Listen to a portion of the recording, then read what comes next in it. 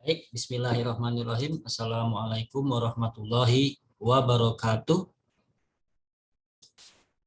Eh, Bapak, Ibu, saudara-saudari sekalian, kita berjumpa lagi di pertemuan ketiga ini, gitu ya, dengan lanjutan daripada materi sebelumnya, ya, yaitu tentang apa? Tentang deret, gitu ya. Nah, sekarang kita lanjutkan ke deret juga, ya, tapi judulnya adalah sekarang deret deret hitung, gitu ya, deret hitung. Oh maaf, deret ukur, gitu ya, deret ukur. Di mana deret hitung kita sudah pelajari, ya, beserta dengan contohnya, juga beserta dengan aplikasinya di ilmu ekonomi. Oke, kita mulai saja. Deret ukur, ya. Ini judulnya adalah sekarang deret deret ukur. Nah, definisi deret ukur. Nah, ini sama ya. Dia perubahan suku-suku begitu sama. Kemudian bedanya di sini adalah perkalian. Nah, tidak lagi pertambahan atau pengurangan gitu ya. Pada sebuah bilangan tertentu. Nah, bilangan yang membedakan suku-suku ya, selisihnya itu disebut sebagai pembanding atau pengganda. Nah, simbolnya adalah huruf P gitu ya. Simbolnya ada huruf P. Nah, deret ukur digolongkan berdasarkan jumlah sukunya, yaitu deret ukur berhingga dan deret ukur tidak terhingga. Ini sama ya dengan yang sebelumnya.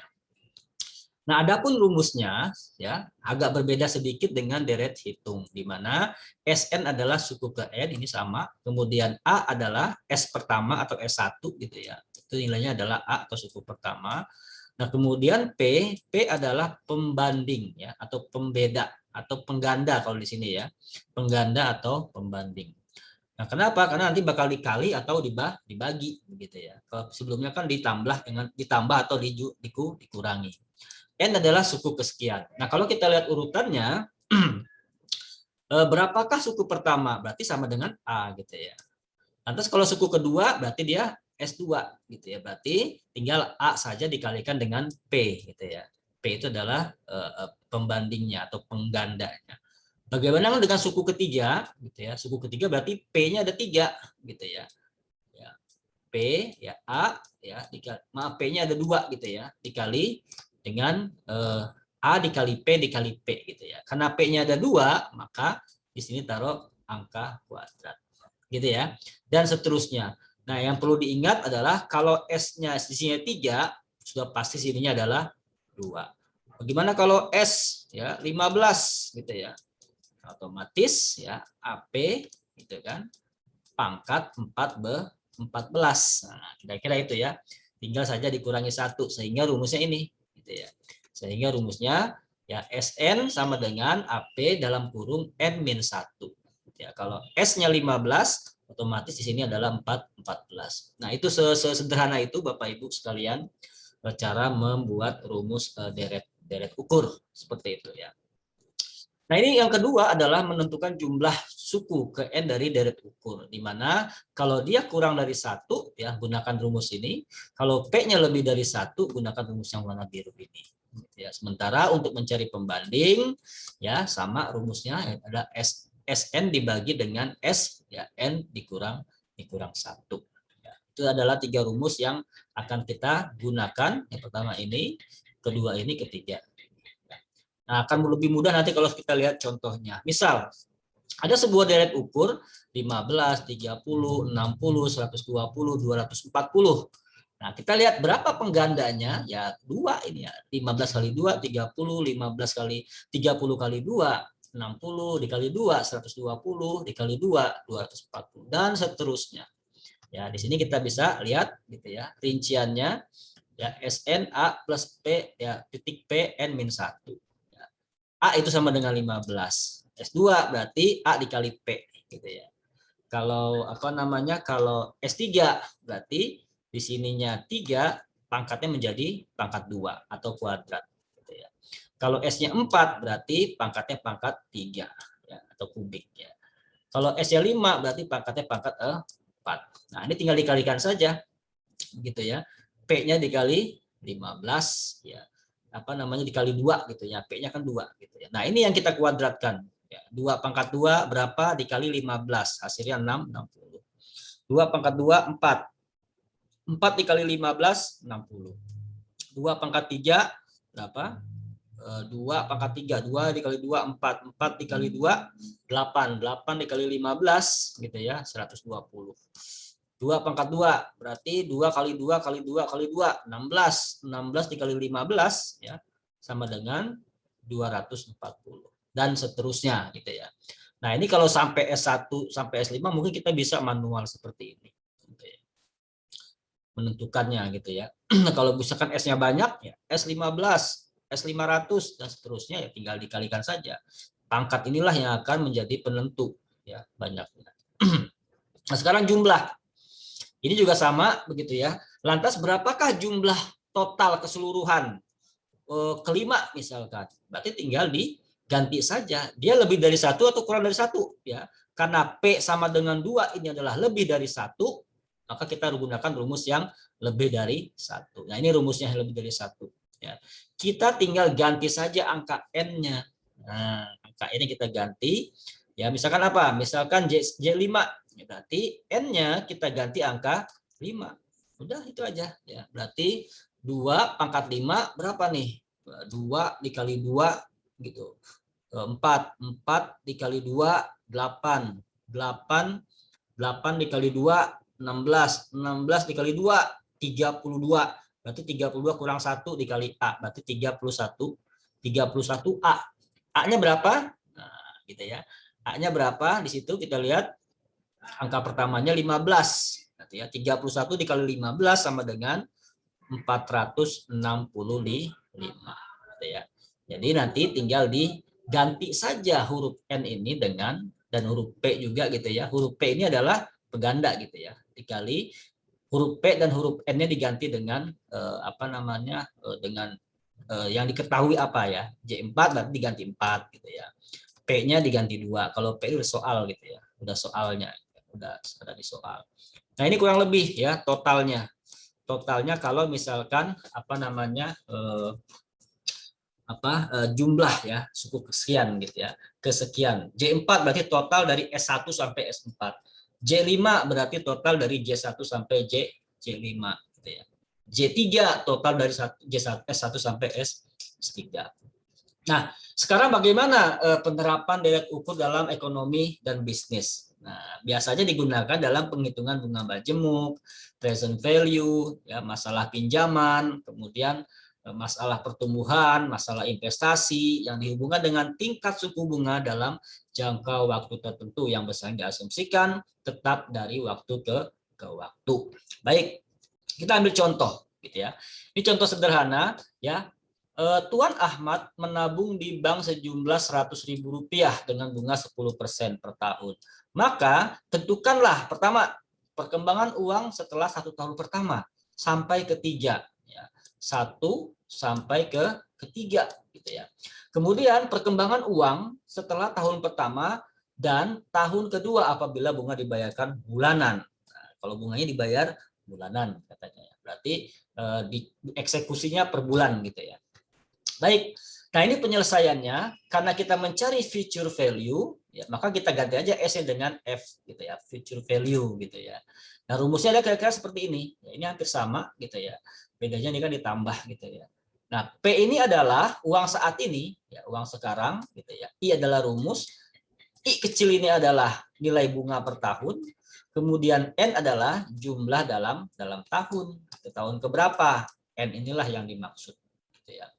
Nah, rumusan di atas digunakan untuk tabungan digandakan setahun sekali. Sedangkan yang penggandaan lebih dari sekali dalam setahunnya, maka rumusnya adalah tinggal diberi huruf M. M ini kalau di I tinggal menjadi pembagi, kalau dipangkat tinggal menjadi pengkali gitu ya. Jadi tinggal tinggal ditambahkan M ya. M-nya adalah sebagai pembagi kalau di huruf I itu tadi gitu ya. Kalau di rumusnya pangkat gitu tinggal jadi pengali ya. Ini namanya majemuk gitu ya, atau bunga majemuk ya, yang dibayarkan lebih dari sekali dalam 1 tahun, di mana M adalah pembayaran dalam setahun seperti itu. Berapa kali bayar? Oh, 2 kali bayar gitu, berarti ya per 6 bulan gitu kan, dan seterusnya. Nanti kita lihat ya.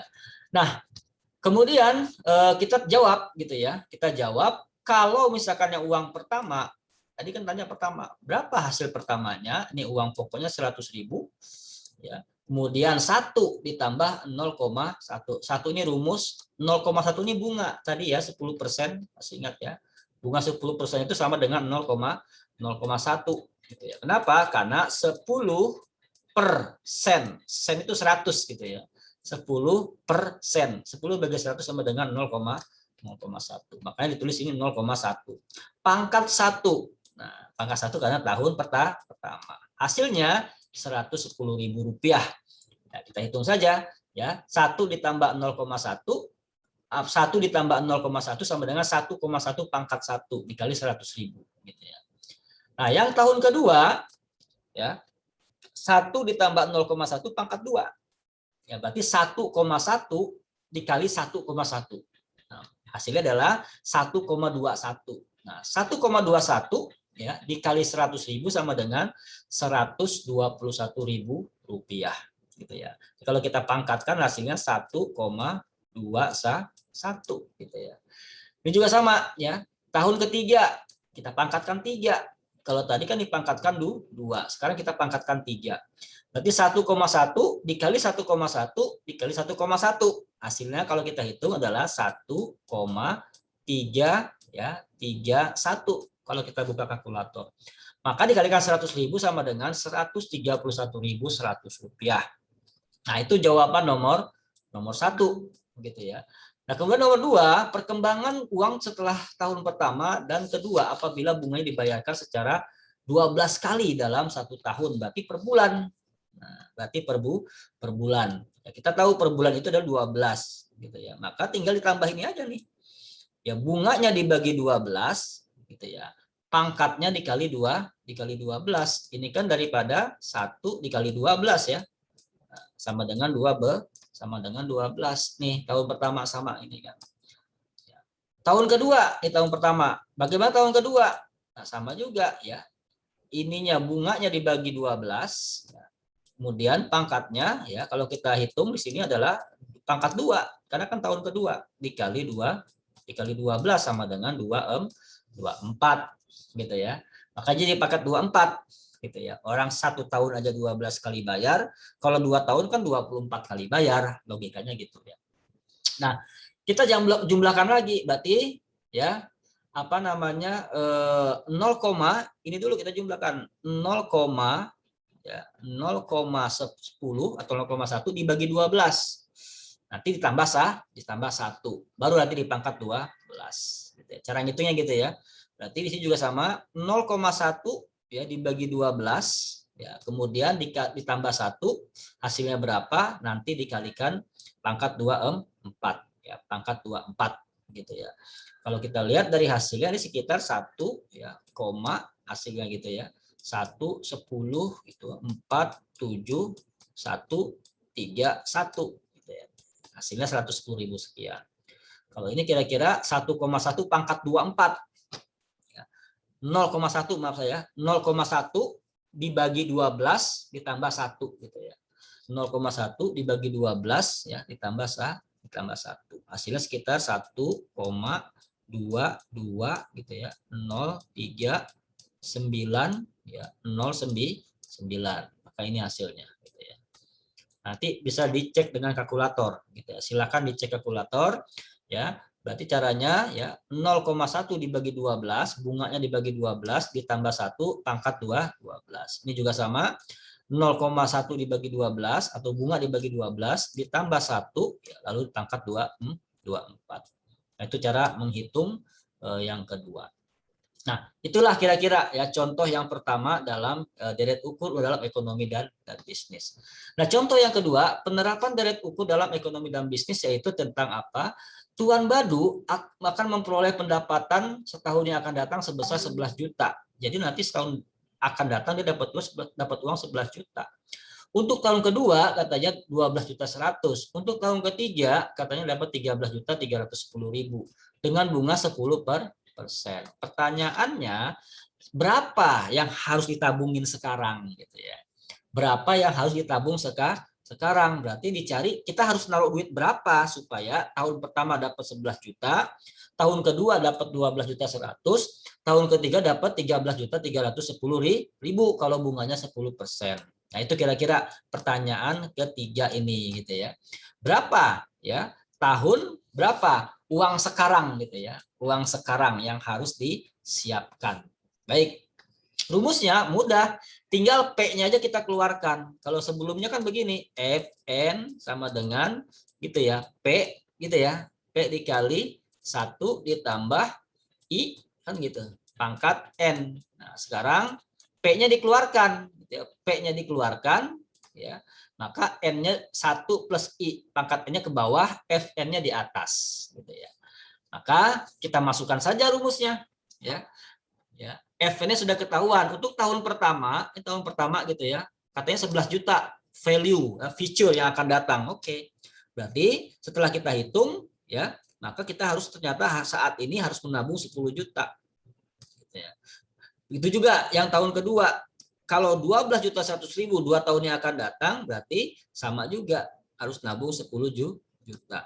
Tahun ketiga juga begitu, ya.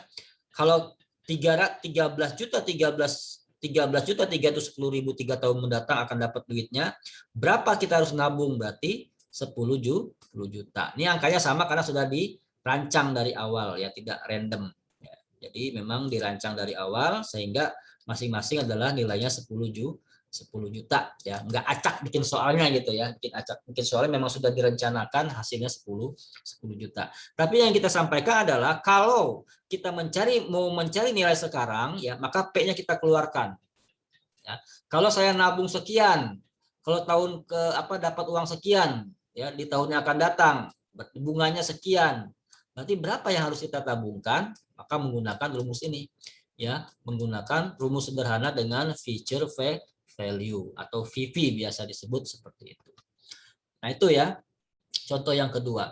Dan ini contoh yang ketiga ya, juga sama, bila menyimpan uangnya di BMRI sebesar 100 juta, bunganya 24%, yang dimajemukkan 1/12 tahunan, ya berarti 12 kali ya. Nah, hitunglah besarnya bunga efektif yang ekuivalen dengan bunga nominal tersebut. Ya, penyelesaian, maka kita hitung dulu yang bunga biasanya. Ya. Dalam 1 tahun dengan bunga 24%, maka bunga majemuknya adalah sebagai berikut. Nah, berarti kalau 24% dihitung 1/12 tahun, ya berarti kan bulanan gitu ya. Dalam 1 tahun ada 12 bulan. Nah, gitu ya. Dalam 1 tahun ada 12 bulan ya. Nah, maka kita bagi itu. Ya, kita bagi 12 dibagi 0,24, mohon maaf, dibagi 12 gitu ya. Caranya seperti itu. 0,24 ya. Ini 0,24 dibagi 12, kemudian ditambah 1. Hasilnya 1,02. 1,02 pangkat 12. Itu nanti dikalikan dengan dengan 1 juta. Itulah hasilnya gitu ya. Nah, kalau kita lihat gitu ya, kita akan hubungkan gitu ya. Kita lihat 1 juta ini bunga pokok, uang pokok ditambah bunganya. Berarti kan ini kan X ini bunga ceritanya. Dicari bunga ekivalennya gitu ya. Berapa sih bunga yang sesuai, yang agak-agak sama gitu ya. Nah, kita disuruh nyari itu. Ya, maka ini X sama dengan dikali 1 juta. Nah, ini kita hitung tadi gitu ya, yang kita hitung tadi sebelumnya. Ya, pangkat 12. Maka sekarang ini kita kalikan saja gitu ya. Kita kalikan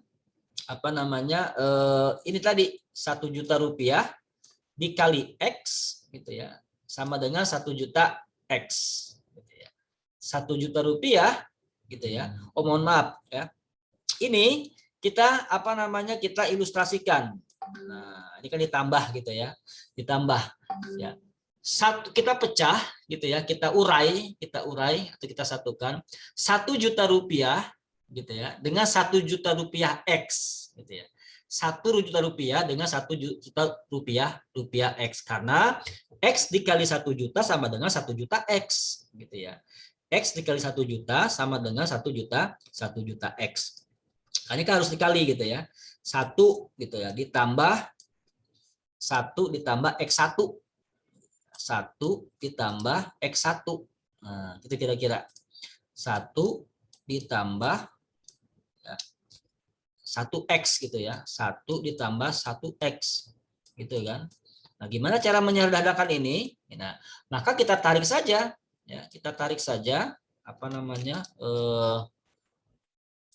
Si ininya siapa? Si X-nya ini gitu kan. Kita buka kurung gitu ya. Buka kurung ya. Misalkan ini jangan 1 deh biar enak berapa ya? 11 gitu ya. 11 atau 10 lah karena 10 juta. 10 juta ya, 10 tambah 10X. Gimana caranya? Nah, berarti kita tinggal tambah ya. Angka ini adalah 1 karena dia sama, 10 dengan 10 kita tulis 1. Nah, maka kemudian kita kasih X di sini. Kita kasih X di sini. Maka di sini kita tulis 10. Kira-kira gitu ya. Nah, di contoh soal kan 1 juta gitu ya. Di contoh soal 1 juta. Karena sama-sama 1 juta gitu ya. Kita buka aja angka 1 juta di sini gitu ya. Atau 1 gitu ya. 1 juta tadi di luar. Nah, kemudian gitu ya. Kemudian apa namanya? Ditambah X gitu ya. Ditambah X. Nah, ditambah X kemudian di luarnya adalah 1 juta atau contoh sini adalah 10. Nah, misalkan itu. Nah, itu proses perubahannya ya. Proses perubahan daripada apa namanya? Dari ini ya, dari 1 juta ditambah 1 juta X atau X 1 juta. Nanti kita keluarkannya 1 plus X. 1 itu karena angka 1 juta dengan 1 juta adalah sama, maka 1 juta dibagi 1 juta sama dengan 1 gitu ya. Nah, X-nya kita pisahkan, tambah X dalam kurung, kemudian kita keluarkan 1 jutanya, kayak 1 juta. Oke, sementara ini 1 juta begitu ya. Dengan 1 juta maka hilang. Kan ketemu itu ya. 1 juta, maka kita hapus saja gitu ya. Boleh itu dihapus. Kalau 1 juta di kanan dihapus, 1 juta di kiri juga dihapus ya. Ruas kanan 1 jutanya dihapus, maka ruas kiri 1 jutanya juga dihapus. Maka tinggal ini kan.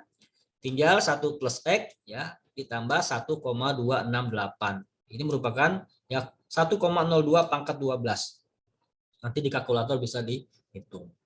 Nah, kemudian ya angka 1 ini ya, angka 1 ini pindah ke sini. Nah, karena dia plus ya, penjumlahan kalau dia plus pindah menjadi minus. 1,2682 dikurang 1 sama dengan 0,2682. Nah, kalau kita kalikan 100 ini menjadi ya 26,82% gitu ya. Atau 26 kalau ini kita kali 100% gitu ya. Dia akan menjadi berapa? Menjadi 28 gitu ya. Menjadi 28 apa namanya?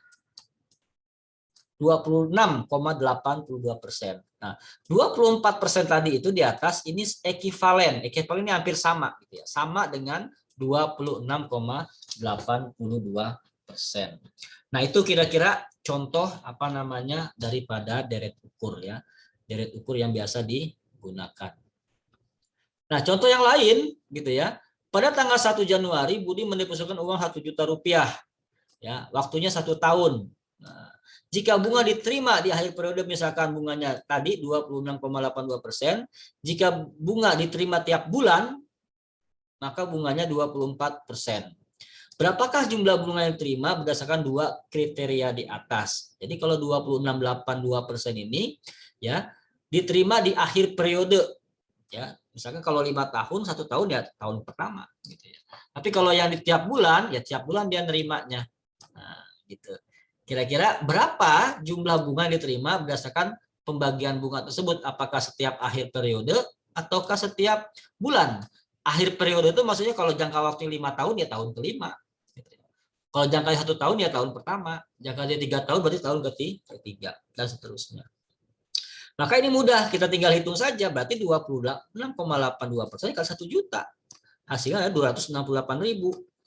Maka saldo uangnya ditambah saja 1 juta dengan ini hasilnya menjadi 1.268.000. Nah, itu sangat mudah nomor 1. Yang nomor 2, berarti dibagi 12 dulu.